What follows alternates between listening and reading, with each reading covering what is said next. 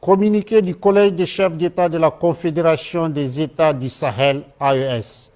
Le Collège des chefs d'État de la Confédération AES regrette la destruction d'un drone des forces armées et de sécurité de la République du Mali, immatriculé TZ-98D, suite à un acte d'hostilité du régime algérien dans la nuit du 31 mars au 1er avril 2025 à Tizawaten, cercle d'Abbé Bara de la région de Kidal.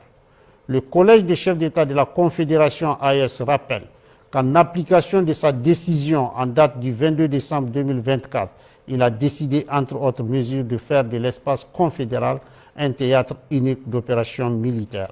Par conséquent, le Collège des chefs d'État de la Confédération de l'AES considère la destruction du drone des forces armées de sécurité maliennes comme étant une agression visant tous les États membres de la Confédération AES et une voie perfide de promouvoir les terroristes ainsi que de contribuer à la déstabilisation de la région.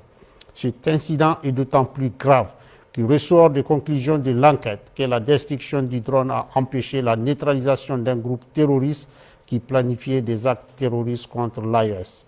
Le Collège des chefs d'État de la Confédération de l'AES condamne avec la plus grande énergie cet acte irresponsable du régime algérien en violation du droit international et à rebours des relations historiques et fraternelles entre les peuples de la Confédération AES et le peuple algérien.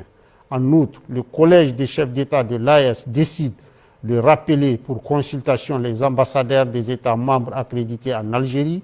Le Collège des chefs d'État de l'AES, d'une part, rappelle au régime algérien que l'éradication du terrorisme demeure une lutte existentielle pour l'AES. D'autre part, exige de lui d'adopter une posture constructive et de contribuer enfin à la promotion de la paix et de la sécurité dans notre région. Enfin, le Collège des chefs d'État de la Confédération de l'AES rassure les populations que les forces de défense et de sécurité demeurent pleinement mobilisées pour assurer leur sécurité et défendre l'intégrité de l'espace confédéral. Fait à Bamako le 6 avril 2025.